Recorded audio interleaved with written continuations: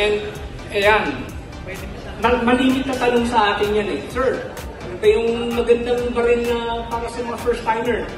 O, ito na yun.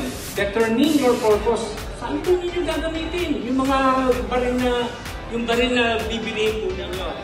Number 1, for self-defense ba? Pambahay?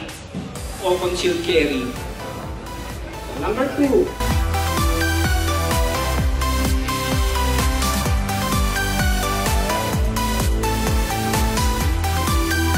Tax Expo event kasi sabi ko, you could have just went with a regular gun show pero talaga nag-include kayo ng tactical, survival, mga ganun, diba? So mas inclusive siya, mas marami. Pati yung mga ano palang interested sa baril.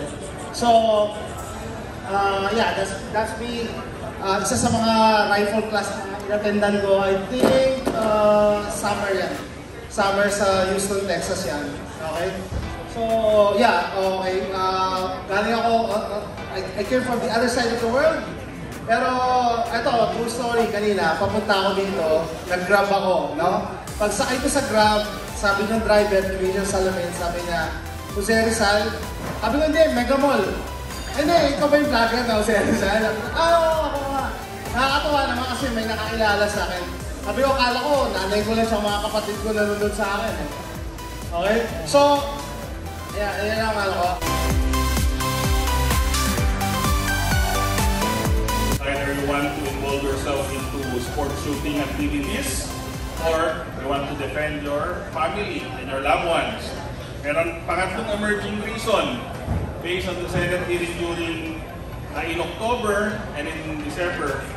The emerging consensus between the legislators is for national defense. So, siguro medyo malayo pa yun. But the gun owners are perceived to be force multiplier. Yung mga armed forces of the Philippines yun ang anting sa mga gun owners. So, self-defense, defense of yourself, of course. Ano ba yung tagtong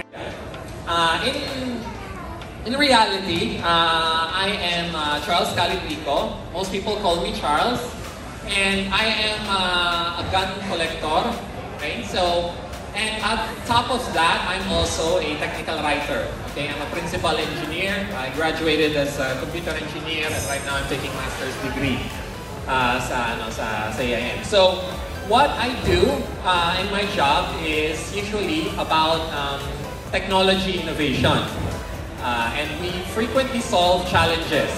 Now, one of the challenges that we have, for example, here in the Philippines, that I feel very passionate about is at least doing something about the high cost of firearms ownership here in the Philippines, okay?